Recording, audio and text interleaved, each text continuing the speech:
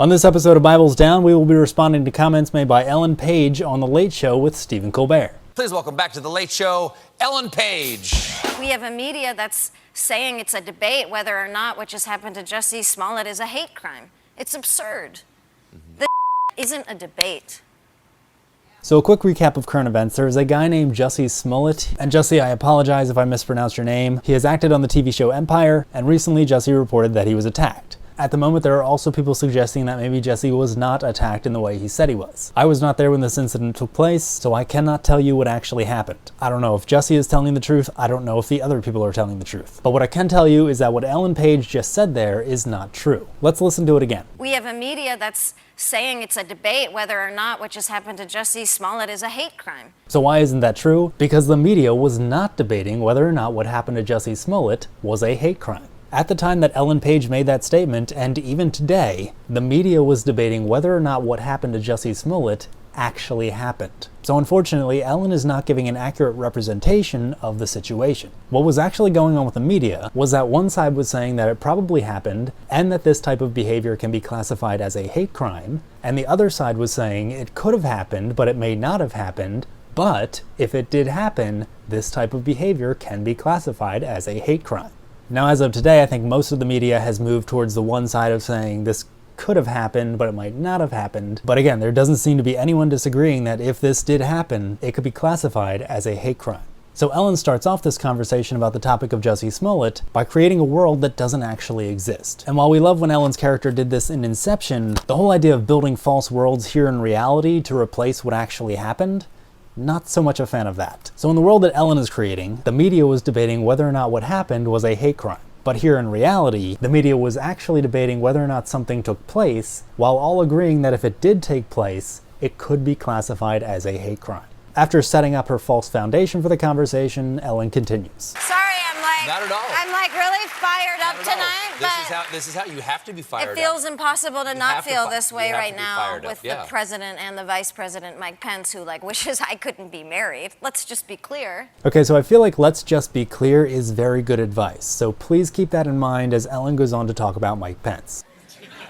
The vice president of America wishes I didn't have the love with my wife. So that's incorrect. As Ellen said, let's just be clear. Let's just be clear. Marriage and love are not the same thing.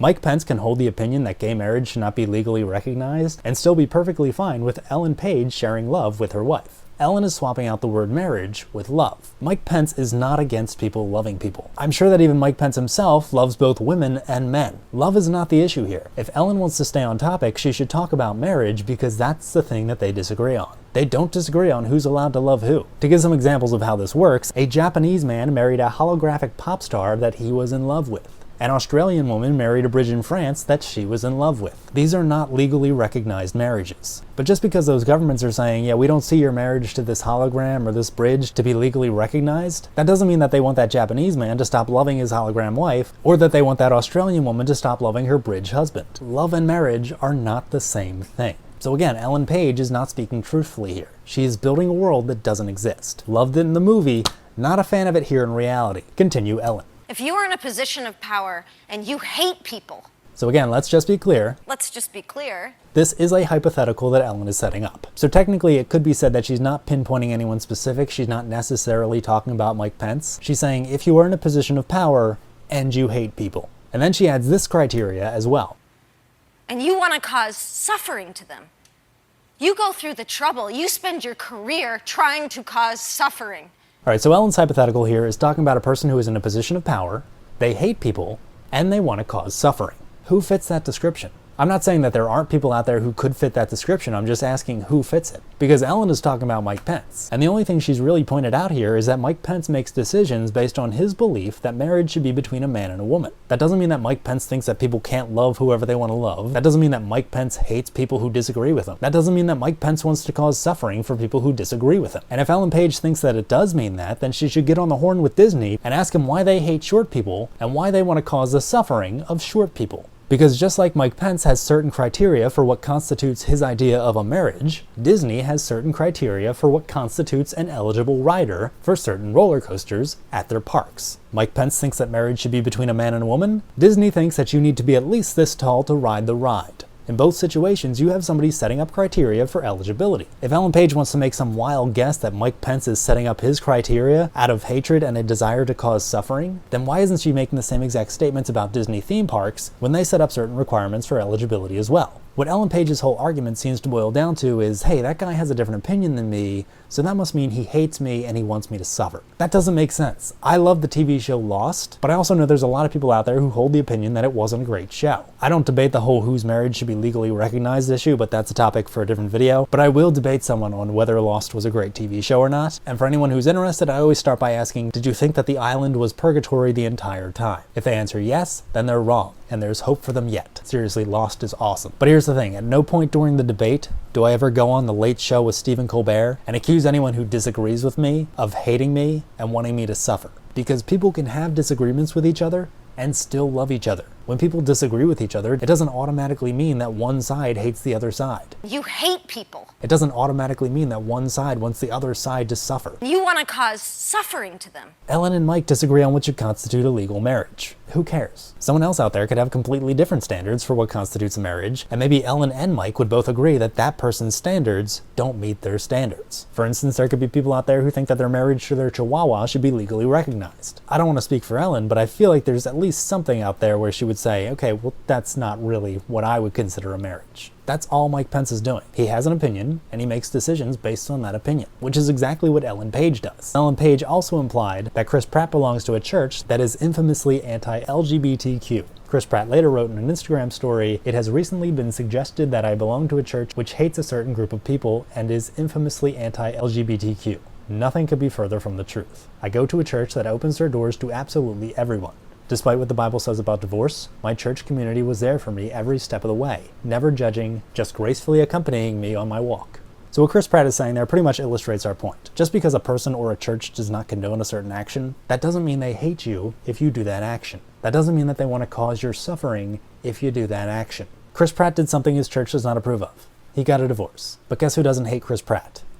His church. His church isn't anti-Chris Pratt. His church does not want to cause him to suffer. Ellen Page is being met with people who do not share her opinion on certain issues, and instead of just accepting that people have differing opinions and you might not always be able to convince people to share your opinion, she's continuing her work from inception and just creating worlds of the dream, things that don't really exist. Now, am I saying that hatred doesn't exist? No. Unfortunately, that is definitely a thing. Look at this guy. You hate gay people. Yes. That is a guy named Stephen Anderson, and he claims to be a teacher of Christianity. He is not a good one. His teachings have factual inaccuracies, they have logical inaccuracies. He is not a good Christian teacher. Some would say that you're perverting Christianity to fit your vision of the world. That is exactly what Stephen Anderson does. He has his own personal opinions, and he claims that that is what the Bible teaches. But guess what? ABC News claimed that somebody blamed Twilight for their son biting another student. Just because somebody reads a book and they go out and behave a certain way, and then it gets blamed on the book, that doesn't make it the book's fault. Several people have read Twilight without biting other people. It's not the book's fault. It's the biter's fault, and it is Stephen Anderson's fault. That can be seen a little clearer with Stephen's answer to this question. Have you always hated gay people? No, I haven't always. You know, I grew up in a Christian home, but it wasn't until I read the Bible cover to cover at age 17. There's your problem right there. Stephen admits that he grew up Christian and the hatred was not there. It wasn't until he sat down and read the Bible at age 17 that he started to hate certain people. Again, just like biting another student was not Twilight's fault, Stephen Anderson's hatred was not the Bible's fault. Stephen Anderson came up with an interpretation of the Bible which agreed with his hatred. That is not how Christianity works. The Bible is not up to just anyone's interpretation. There's even a story in the Bible about how an Ethiopian eunuch was reading from the Bible. He was doing this on his own, just like Stephen Anderson at age 17 was reading the Bible. Philip, who was a member of Jesus' church, realized that the Ethiopian was reading from the Bible, and he asked him if he understood what he was reading. And very wisely, the Ethiopian said, "How can I unless someone guides me?" Notice the difference there. The Ethiopian was not just taking his own interpretation of the Bible. The Ethiopian knew that the Bible had a meaning already. He didn't have to interpret it himself. He wanted someone to explain what he was reading from the Bible. Stephen Anderson, on the other hand, grows up Christian, not hating people. Age 17, reads the Bible on his own, interprets it on his own. Now all of a sudden he hates people. That's Stephen Anderson trying to justify his own hatred with a book that does not teach it. Now, in addition to clarifying that, I also want to clarify that there are people who do desire the suffering of other people. Again, Stephen Anderson fits this criteria. A Muslim terrorist went into a gay bar and shot him up. The good news is that there's 50 less in this world because, you know, these homosexuals are a bunch of and Did you say that you pray for the death of Barack Obama? Well, yes, I did, but Obama's white. Obama's not black anyway. He's half white and half black, so just as well as you can call him black, I'll call him white. That is not Christian-like behavior. And aside from maybe the followers of Steven Anderson, I'd be willing to guess that all Christians would agree that Steven Anderson is not a good representation of a Christian. He's a guy who hates people, he's a guy who enjoys the suffering of other people, and he's a guy who happens to call himself a Christian. That does not make his actions Christian. Even things I do are not perfect examples of what a Christian should be, which is why you'll never hear me say on How to Be Christian, hey, be like me, because I am not a sparkling example of what a Christian should be. I don't know of anyone living today who is. But the point in showing you Steven Anderson was to let you know that yes, the person Ellen Page is talking about in her hypothetical situation is a person that can exist. We're not denying that. We know people like that are out there. We really hope those people will change and they'll stop their hatred and they'll stop their enjoyment of other people's suffering. But Mike Pence is not one of these people. Hateful people like this are a minority. And I can't speak for everyone else, but I would not judge the majority off of the minority. So Ellen Page, if you're watching this, first of all, that's awesome because I'm a fan. I enjoyed your roles in X-Men, Inception, Juno, and I'll be adding your Netflix show to my watch list. I do want to add that the new Netflix series, The Umbrella Academy, is about a family of superheroes. It's a great show! This is not at all an anti-Ellen Page video. So back to Ellen Page, if you're watching, you might want to reevaluate your statements about Mike Pence. I'm not saying you have to, as always, the decision is yours, but the two of you do share a lot in common, even though you disagree on a couple of topics. For instance, does this look and sound like a guy who wants to ban love? Ladies and gentlemen, it is my high honor to introduce to you the 29th United States Ambassador to Germany, Ambassador Richard Grenell. This is Mike Pence swearing Richard Grenell into office. According to NBC News, Richard Grenell is the highest profile openly gay person in the Trump administration. Do you really see any hatred here? Very much. As Mike is shaking Richard's hand and telling him great job.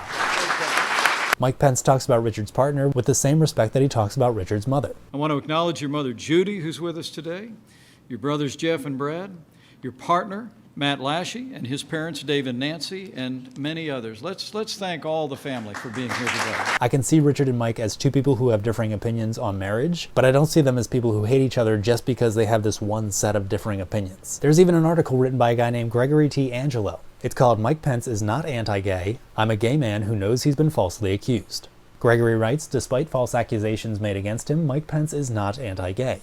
As a gay man myself, and someone who not only deeply cares about these issues, but advocated on behalf of the LGBT community myself for years, this is not an assertion I make lightly. There is absolutely nothing at all, in Mike Pence's record to indicate he sees himself as a culture warrior who believes LGBT Americans are the enemy.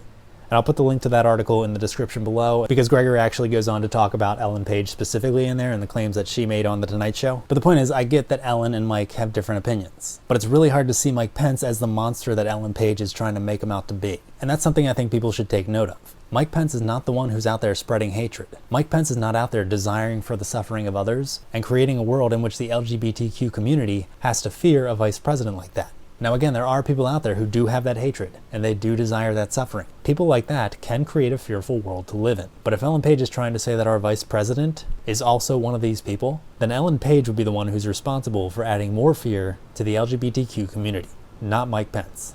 I don't know what's going on in the world that Ellen Page created, but I do know that here in the real world, this week actually, the Trump administration, which Mike Pence is a part of, is currently trying to end the criminalization of gay people across the world. So it seems highly unlikely that Mike Pence hates gay people and wants them to suffer, seeing as he is part of an administration which is working to keep them safe. Thank you, Mr. Vice President, and thank you, President Trump, for the faith that you both have put in me. I will not let you down. This administration is totally focused on the American people, and I promise, as a part of this administration, to keep my focus on the American people and to make sure that I represent you well. So thank you very much. So yeah, Ellen Page and Mike Pence probably have a lot more in common than Ellen Page let on The Late Show. Clearly they disagree in certain areas, but that doesn't change the fact that they agree on so much more. Anyway, this was Bibles Down on How to Be Christian, but I do want to pick up our Bibles just for a second because I want to point something out just in case anyone is unclear. Jesus said, "A new commandment I give to you, that you love one another. Just as I have loved you, you also are to love one another. By this all people will know that you are my disciples, if you have love for one another." Christians were told, let all that you do be done in love. So to anyone who's out there watching, no matter who you are, where you're from, what you did, it's Backstreet, right? Doesn't matter who you are. Christians are asked to act with love towards you all. If you enjoyed this video, please click that like button, and if you want to see more from this channel, click subscribe, followed by that notification bell. That way you can be alerted whenever new videos are posted. This is How to Be Christian. I'm still a fan, and you all have a great day.